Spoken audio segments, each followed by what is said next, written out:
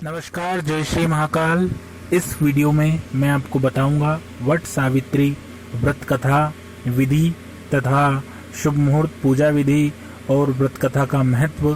संपूर्ण जानकारी इस वीडियो में मैं आपको बताने वाला हूं, तो आप वीडियो में बने रहिए मेरे साथ। और साथ ही आपने अगर हमारा यूट्यूब चैनल सब्सक्राइब नहीं किया है तो लाल कलर का बटन दबा करके चैनल को सब्सक्राइब कर लें और साथ में बेल आइकन दबा लें ताकि आपको ऐसे ही वीडियोस हमेशा मिलते रहें।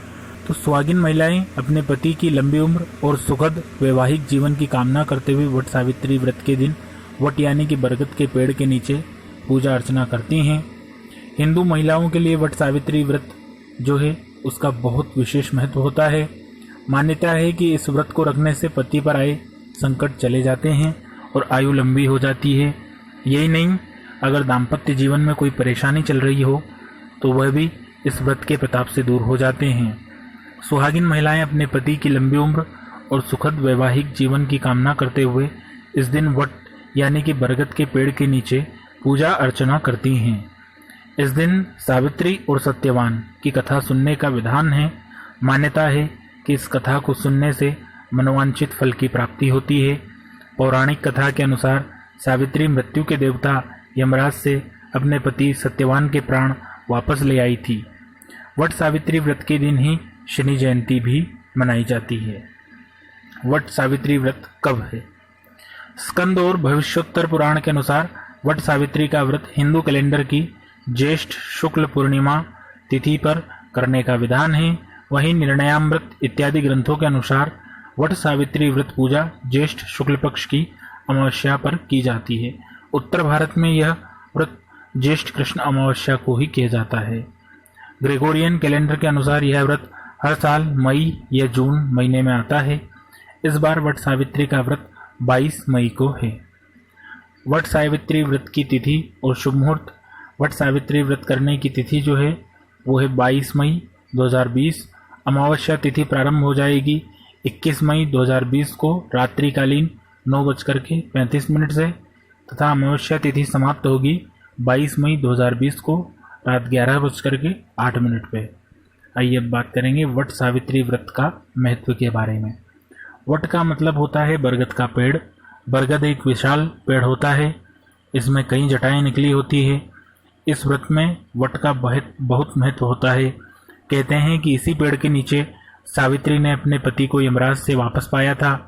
सावित्री को देवी का रूप माना जाता है। हिंदू पुराण में बरगद के पेड़े में ब्रह्मा, विष्णु और महेश का वास बताया जाता है। मान्यता के अनुसार ब्रह्मा वृक्ष की जड़ में होते हैं, भगवान विष्णु इसके तने में और भगवान शिव स्वयं शंभु ऊपरी भाग में रहते हैं। यही वजह है कि यह माना जाता है कि इस पेड़ के नीचे बैठकर पूजा करने से हर मनोकामना पूरी होती है।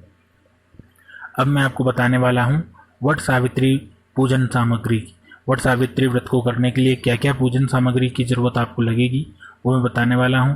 तो आप सत्यवान सावित्री की मूर्ति ले लें, साथ ही धूप का पैकेट ले लें, मिट्टी का दीपक, घी, फूल, फल, 24 पूड़ियाँ, 24 बरगद फल आटे या गुड़ के, बांस का पंखा, लाल धागा, कपड़ा, सिंदूर, जल से भरा हुआ पात्र और रोली।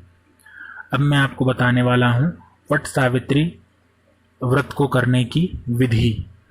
तो महिलाएं सुबह उठ करके सर्वप्रथम स्नान करके नए वस्त्र पहने और 16 श्रृंगार करें।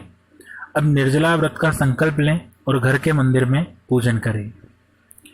अब 24 बरगद फल आटे या गुड़ के और 24 पूड़ियाँ अपने आंचल में रख करके वट वृक्ष पूजन के लिए जाएं। अब 12 पूड़ियाँ और 12 बरगद फल वट वृक्ष पर चढ़ा दें। इसके बाद वट वृक्ष पर 1 लोटा जल चढ़ाएं। फिर वट वृक्ष को हल्दी, रोली और अक्षत लगाएं। अब फल और मिठाई अर्पित करें। इसके बाद धूप दीप से पूजन करें। अब वट वृक्ष में कच्चे सूत को लपेटते हुए 12 बार परिक्रमा करें। हर परिक्रमा पर 1 भीगा हुआ चना चढ़ाते जाएं। परिक्रमा पूरी होने के बाद सत्यवान व सावित्री की कथा सुने। अब 12 कच्चे धागे वाली एक माला वृक्ष पर चढ़ाएं और दूसरी खुद पहन लें। अब 6 माला को वृक्ष से बदलें और अंत में 1 माला वृक्ष को चढ़ाएं और 1 अपने गले में पहन लें। पूजा खत्म होने के बाद घर आकर पति को बांस का पंख जलें और उन्हें पानी पिलाएं। अब 11 चने और वट वृक्ष की लाल रंग की कली को पानी से निगल करके अपना व्रत तोड़ें। अब मैं आपको बताने जा रहा हूँ वट सावित्री व्रत की कथा, तो आप ध्यानपूर्वक सुनिए। पौराणिक कथा के अनुसार भद्र देश के राजा अश्वपति के कोई संतान नहीं थी। उन्होंने संतान प्राप्ति के लिए अनेक वर्षों तक तप किया, तपस्या करी, जिससे प्रसन्न होकर के देवी सावित्री ने प्रकट होकर उन्हें पुत्री का वरदान दिया। फलस्वरूप राजा को पुत्री प्राप्त हुई और उस कन्या का नाम सावित्री ही रखा गया। सावित्री सभी गुणों से संपन्न कन्या थी, जिसके लिए योग्य वर न मिलने के कारण सावित्री के पिता दुखी रहने लगे। एक बार उन्होंने पुत्री को स्वयं वर तलाशने भेजा। इस खोज में सावित्री एक वन में जा पहुंची, जहां उसकी भेंट सौल्व देश के राजा द्युमत्सेन से होती है। अब द्युमत्सेन उसी तपोवन में रहते थे, क्योंकि उनका राज किसी ने छीन लिया था। सावित्री ने उनके पुत्र सत्यवान को देखकर उन्हें पति के रूप में वरण कर लिया। इधर यह बात जब ऋषिराज नारद को ज्ञात हुई, तो वो अश्वपति जानकर कहने लगे, आपकी कन्या ने वर खोजने में भारी भूल की है। सत्यवान गुणवान तथा धर्मात्मा है, परंतु वह अल्पायु है और 1 वर्ष के बाद ही उसकी मृत्यु हो जाएगी। अब नारद जी के वचन इस प्रकार जब राजा अश्वपति ने सुने, तो उनको चेहरा जो है वो विवरण हो गया। वृथा न होई देव ऋषि बानी, ऐसा विचार करके उन्होंने अपनी पुत्री को समझाया कि ऐसे अल्पायु व्यक्ति के साथ विवाह करना उचित नहीं है, इसलिए कोई अन्य वर आप चुनो। इस पर सावित्री अपने पिता से कहती हैं कि पिताजी, आर्य कन्याएं अपने पति का वरण एक बार ही करती हैं तथा कन्यादान भी एक बार ही किया जाता है। अब चाहे जो हो, मैं सत्यवान को ही वर रूप में स्वीकार कर चुकी हूँ। इस बात को सुन दोनों का विधि विधान के साथ पाणी ग्रहण संस्कार किया गया, विवाह किया गया और सावित्री अपने ससुराल पहुँचते ही सास ससुर की सेवा में रत हो गई। समय बदला, नारद का वचन सावित्री को दिन प्रतिदिन अधीर करने लगा। उसने जब जाना कि पति की मृत्यु का दिन नज़दीक आ गया है, तब 3 दिन पूर्व से ही उपवास शुरू कर दिया। नारद द्वारा कथित निश्चित तिथि पर पितरों का पूजन किया गया। नित्य की भांति उस दिन भी सत्यवान अपने समय पर लकड़ी काटने के लिए चला गया, तो सावित्री भी सास ससुर की आज्ञा से अपने पति के साथ जंगल में चलने के लिए तैयार हो गई। सत्यवान वन में पहुंचकर लकड़ी काटने के लिए वृक्ष पर चढ़ गया।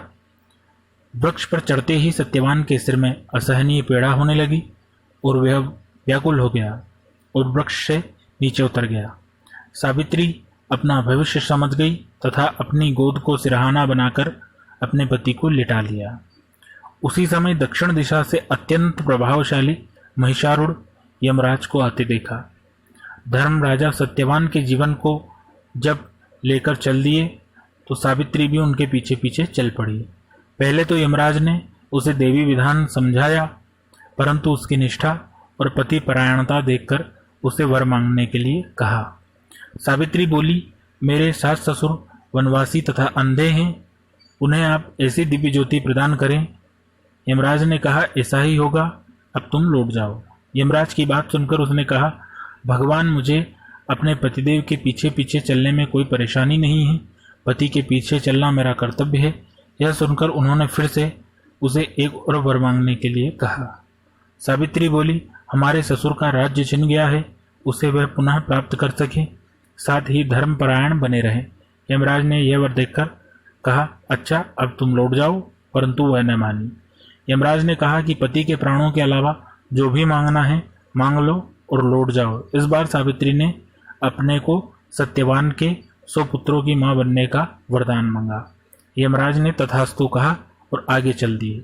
सावित्री फिर भी उनके पीछे पीछे चलती रही। उसके इस कृत्य से यमराज नाराज हो जाते।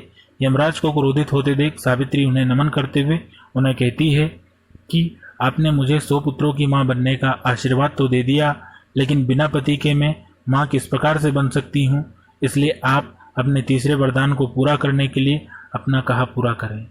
सावित्री की पतिव्रत धर्म की बात जानकर यमराज ने सत्यवान के प्राण को अपने पास से मुक्त कर दिया। सावित्री सत्यवान के प्राण को लेकर वटवृक्ष के नीचे पहुंची और सत्यवान जीवित होकर उठ बैठे हुए दोनों हर्षित होकर अपनी राजधानी की ओर चल पड़े।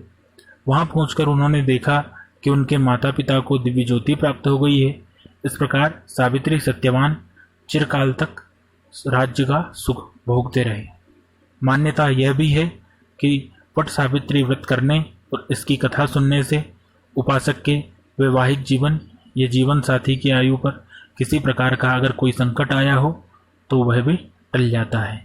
इस प्रकार यह दिव्य वट सावित्री व्रत की कथा मैंने आपको सुनाई, यह यहीं संपन्न होती है। मित्रों, कैसा लगा यह वीडियो और कैसी लगी यह कथा मुझे कमेंट के माध्यम से ज़रूर बताइएगा। अपने विचार ज़रूर शेयर कीजिएगा। साथ ही अगर अच्छा लगा है तो इस वीडियो को अपने मित्रजनों, अपने इष्टजनों, बंधुओं के साथ में फेसबुक, व्हाट्सएप के माध्यम से आप शेयर करना बिल्कुल भी ना भूलें। साथ ही में आपने अगर हमारा यूट्यूब चैनल सब्सक्राइब नहीं किया है तो लाल कलर का बटन दबा करके चैनल को सब्सक्राइब कर लें। साथ ही में बेल आइकन दबा लें ताकि आपको ऐसे ही वीडियो और उसकी नोटिफिकेशंस हमेशा अपने मोबाइल पर प्राप्त होते रहें। धन्यवाद मित्रों। जय हिंद,